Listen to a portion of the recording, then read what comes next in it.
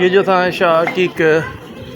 शाह यकीक रहमतुल्लाह अलैह जे दरगाह ते आहियूं ऐं असांजो मेराज बि जो आहे जी साईं। हाँ 2 फरवरी ऐं 2025 में असां हिते आहियूं शाह यकीक जे दरगाह ते। ऐं हीउ ॾिसो त हिन जे लाइ मशहूरु आहे रूहानी सर्जन। सो इहो असांजे लाइ मशहूरु कयो वियो आहे त हू जेको आहे रूहानी सर्जन आहे ऐं माण्हुनि खे रूहानी तौर ते बीमारियुनि जो इलाज जे बदिरां उन्हनि जो ऑपरेशन कंदो आहे। ऐं इहो केतिरे ताईं सही आहे या केतिरे ताईं ग़लति आहे इहो त मौज़ू हिकिड़ो अलॻि थी वेंदो, पर इहे शयूं बुज़ुर्गनि सां हरूभरू अटैच कयूं वयूं आहिनि।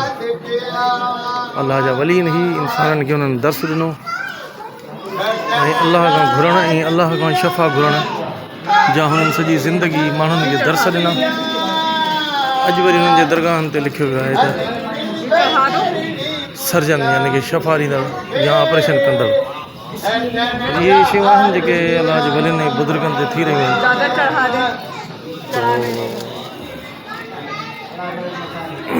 हीअ तव्हां ॾिसो था मथां शाह यकीक रहमतुल्लाह अलैह सर्जन लिखियो पियो आहे सर्जन।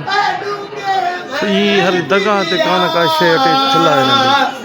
हीअ माण्हू आहिनि जेके हिते शाह यकीक जे दरगाह ते वेठा आहिनि। हीअ आहे साईं जी पेटी नज़राने तौर ॿाहिरि रखी हुई आहे दरवाज़े ते। इहे सिलसिला दरगाहनि ते विझण में शुरू थिया आहिनि तमामु घणा। बहरहाल हिकिड़ी ॻाल्हि ज़रूरु आहे त झंगल में मंगल हिन अलाह जे वलियुनि ऐं बुज़ुर्गनि जे करे आहे। बाक़ी ॿिया जेके हिन सां मनसूब कयूं ॻाल्हियूं वयूं आहिनि हिन में शरीयत जी कंहिं बि क़िस्म जी का गुंजाइश कोन्हे। अलाह ताला माण्हुनि खे हिदायत ॾिए। अस्सलामु अलैकुम।